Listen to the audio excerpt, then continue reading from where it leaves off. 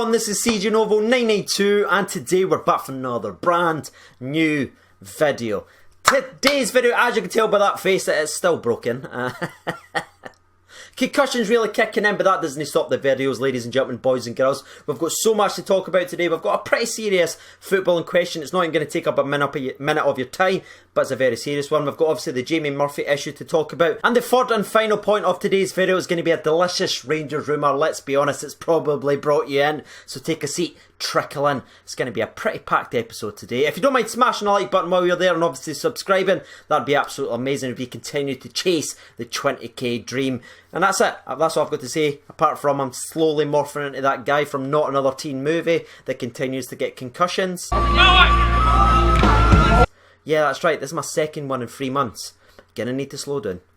3, 2, 1. Plastic pitches in the top flight. This one's actually going to be a mega condensed. It's not going to be long or anything like that. It's just going to be a simple question from me to thee. Do you think plastic pitches should be in the top flight of the Spfl? The lower divisions, I completely understand. A lot of clubs have actually answered this because of previous backlash of players getting injured, saying, listen, we can't afford to have grass pitches. We didn't make enough. There's no this, there's no that. There's not enough money to made available from the SFA. And that probably opens a bigger issue that maybe we'll tackle on another day, why we get terrible TV money, why the clubs barely get any money, why can a team getting relegated from the Premier League make 300 odd million when the winner of our league gets like 4. That's probably going to be tabled for another day, but let's focus on the plastic pitch situation on. It's complicated, it's messy. That's why I wanted to get your opinion on it, because me, I'm kind of split. Like, I understand some clubs can't afford obviously the overall maintenance of grass football, the changeovers, etc, and getting that already. I completely understand, but at the same time, when all these players are worth a certain amount of money, when you've got clubs chasing for higher places in the league, when you've got clubs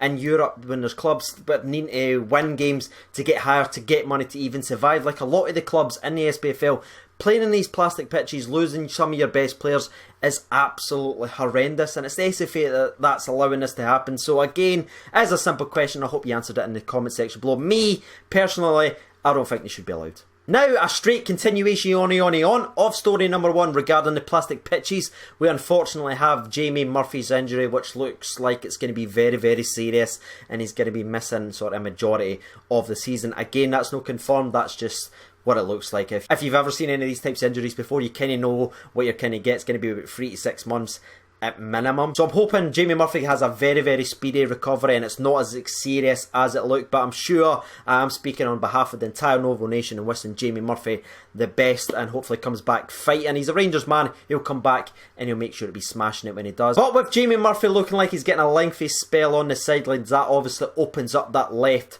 winger role. There is a couple of options that we could play. There was obviously Ryan Kent, who has been playing there a lot of the times when he's not playing out in the right. He's very comfortable. Gerrard absolutely loves him. There's obviously Scotty Arfield, who can play left. He's actually played left quite a lot of his career, in fact for the majority of his career, so he maybe can shoot out there, although I don't think he's going to impact the game the same way that Jamie Murphy does. I just don't think he has the overall pace and trickery that Murphy does.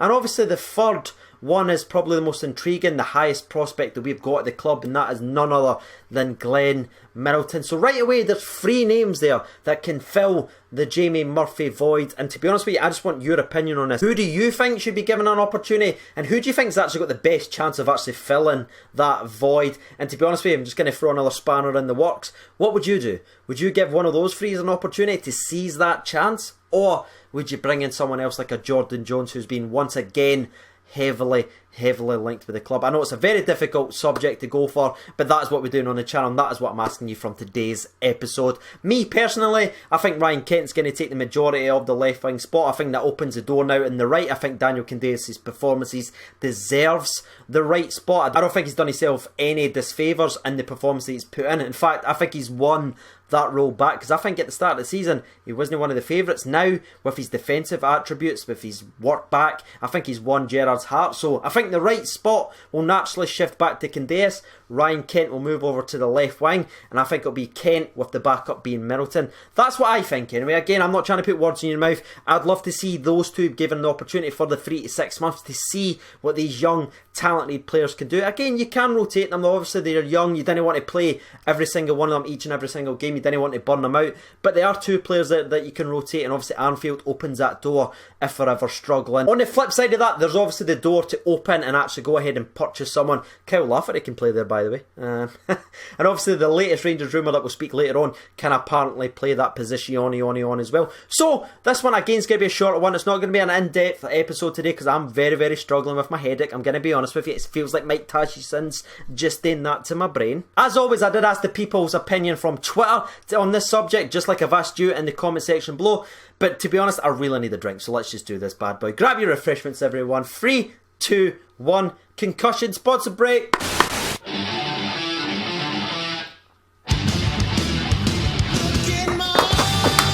And I've just dropped a drink. Quality. So I asked the people on Twitter, I said, with James Murphy injury looking like a lengthy time off the park, do you think we need to buy someone to fill the void? 697 votes, that is the like target to beat. Can we do it?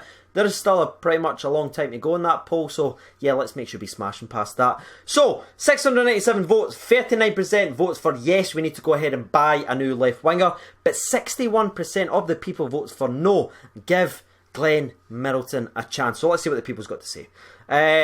Andy Bell says both, and I completely understand why you would say both. I think you buy someone else and you give Middleton a chance, but I think now with Candace winning that right wing role, you've obviously got Ryan Kent shifting out to the left, and I think the rotation, if you brought another player in, that's obviously going to move Glen Middleton down another shot, and I think that would limit his chances overall in the season. I know we've got a lot of games, but in my mind it made sense. Probably didn't, and you'll probably slaughter me in the comments, but Tamarin Kaler says, as Gerrard already slated Murray for doing that to McCrory last season, there's no way he would do that to Middleton, hashtag 55. And I do understand what you're meaning there, mate, but I think Gerrard was more annoyed at Murray taking a centre defensive mid out, throwing him in when everything was going wrong at Rangers and playing him in the wrong position. I don't think Gerrard would have a problem with playing Glen Middleton in his natural position, because I think if you're good enough, you're old enough, and that's the kind of way my mindset's always been. Mark at Reed_1987 says, defo think we should buy another player in.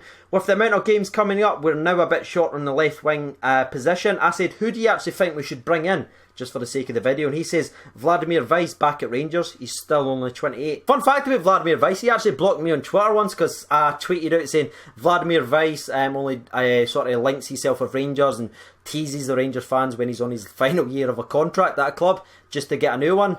And yeah, must not have liked that joke. Sorry, Vlad. Ian Drenner says Middleton can play in that position, otherwise why would Gerrard have called him into the first team? For cover though, Jordan, Jones or Lehod, never mind.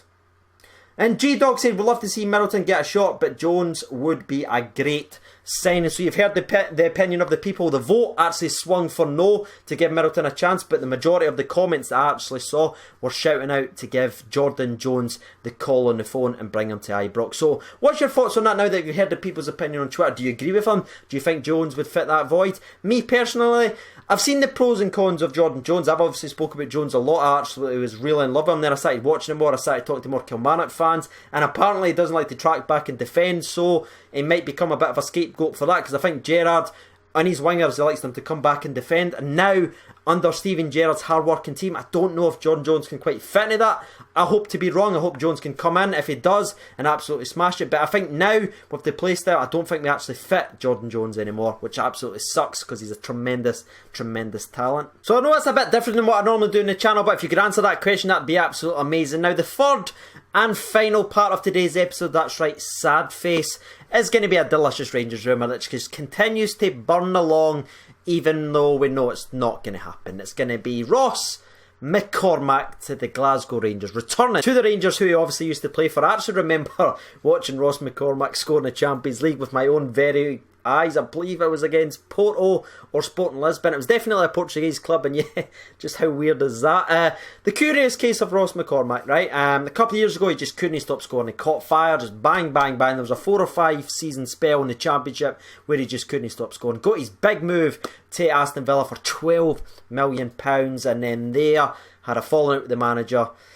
You heard all these stories about his training methods. He wasn't training hard, his terrible attitude, and couldn't climb an electric fence or something like that. It's just got wild. I'm not going to come here and try and slam the guy and say the guy's not got talent just because he says he's a Celtic fan. The guy's a very, very talented football player. You don't become a bad football player overnight. The guy's still got it. Yes, I know he's 17 goals and 14 appearances last season in the Australian League. The Australian League's even lower than ours. I understand that. But if you look at his goals, 9 times out of 10 it was either a free kick or a penalty. So he's actually got pretty good set pieces. But his mobility, I think he's just a bit of a worse off Morelos than we've got just now. And I think if we're going to bring in another striker, I think it needs to be someone that's going to complement Morelos and not actually just be the exact same. So for me, I think this rumour's an absolute joke. What do you think? Make sure you let me know in the comment section below. Really quickly, let's see what the people's got to say. I'm actually terrified to read this one. 32% of the Rangers fans votes for yes, but 68% of the people votes for no to sign Ross McCormack. So we'll end today's video there. You've heard my opinion, you've heard the people's opinion. If you haven't done so already, make sure you be doing yours. And yeah,